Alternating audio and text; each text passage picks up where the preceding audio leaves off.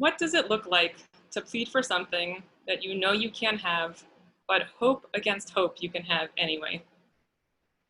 This week's Parsha, Va'etchanan, gives us a glimpse into what that sense of desperation might look like.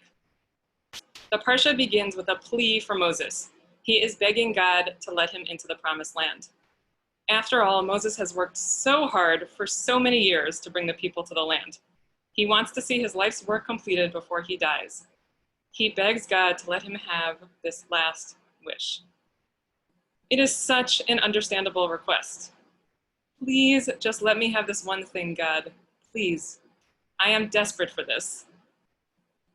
This is not a plea God is willing to fulfill for Moses. God responds, Rav lach, al tosef daber elai od badavar hazeh.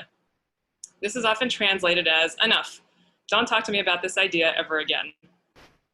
While God will not let Moses into the land, God does let Moses see the promised land. God grants part of Moses' request. Moses does not appreciate it, though. He tells the people that this act was God's wrath on their account. Moses can't imagine that God granting only part of his plea is a positive thing. Moses longs for being physically in the land. I want to focus on the phrase in which God replies to Moses, the Rav lach, which literally means it is enough for you. Why does God use that specific language with Moses? Many commentators read this phrase as God telling Moses to just drop this idea. It's as if God is saying, Moses, enough already. Stop your kvetching and don't ever talk to me about this again. The Torah commentator, Haktava Kabbalah, read this phrase as God's instruction. Moses, just accept what happened and move on. If you continue to pray for something you can't get, people will begin to say that you are stubborn and refuse to accept when you don't get what you want. In this reading of the text, Moses is seen as inflexible and unwilling to accept his reality. He just wants to enter the land. Nothing else will do. And God is tired of him asking. Yet how you read the intonation of the phrase Rav lach can change its entire meaning. Another commentator, the Bechor Shor, understands God's admonition in a totally different way. He writes that God tells Moses, I've done enough miracles for you. Leave space for others to feel that they have been distinguished by me, because there won't be an end for what you want me to do for you. After you enter the land, you will then ask to see the temple. Here, God warns there will never be enough.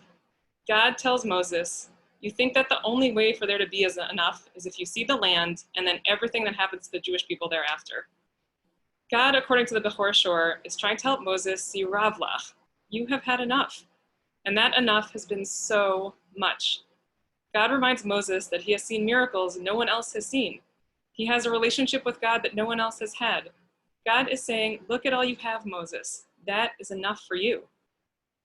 Rabbi Michal Springer, one of my mentors, picks up on this idea that God is encouraging Moses to see abundance, even where Moses thinks he is facing deprivation. She writes, God is helping Moses to cultivate a sense of gratitude in the face of brokenness. The comfort comes in seeing the gifts that exist even in the brokenness. When God tells Moses he can see the land from where he is, God teaches that the gift, the abundance, does not need to look like what Moses thought and hoped it would look like. If we can find a way to cultivate gratitude, to find ways to affirm Rav lach enough, then we can experience the grace in our lives. And that is where we can find comfort. In Rabbi Springer's reading, God tries to teach Moses to find gratitude for what is and not for what could be. Getting to see the land is a miracle as well, even if it's not the miracle Moses wanted. Rav lach, what does it mean to have enough? We are living through an incredibly difficult time now. So much has been taken away from us that we need and want. And there are moments when we are all Moses, when we are pleading to be given something that we want, something that will make us feel normal again.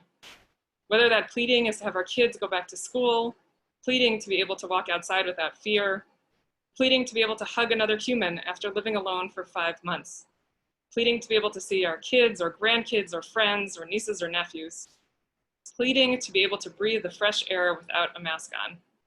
We all have moments of thinking, enough, I just can't do this anymore. I'm never going to get what I want. It will never be enough. And yet, in our best moments, we try to channel the other form of Rav lach.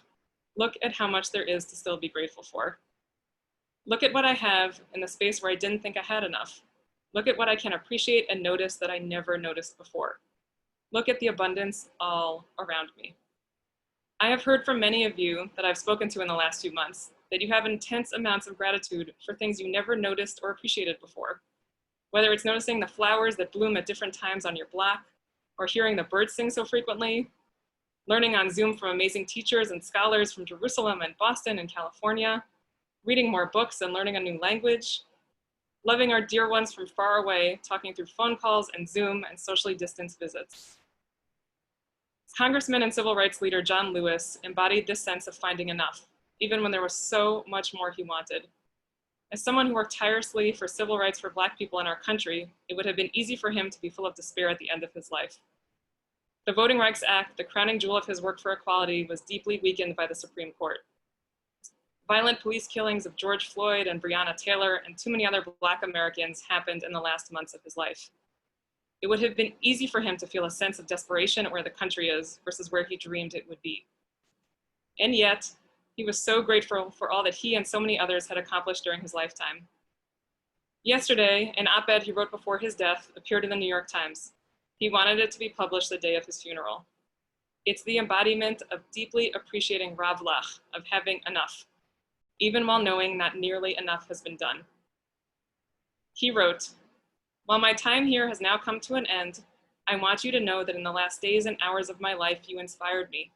You filled me with hope about the next chapter of the great American story when you used your power to make a difference in our society.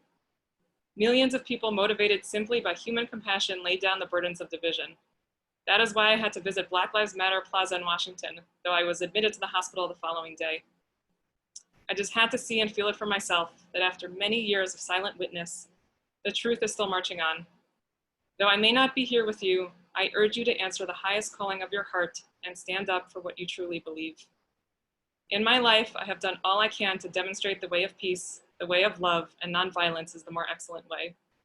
Now it is your turn to let freedom ring." End quote. For John Lewis, seeing the next generation taking up the charge to dismantle racism was enough. His life's work was enough. There are many moments when all of us feel like Moses, when all we can say is, "Please, God, please, if you could only give me this, what I have feels like a punishment." And there are many moments when we feel like John Lewis, when we are able to say, "Thank you, God, for the abundance that is still here, for the beauty that I still have around me."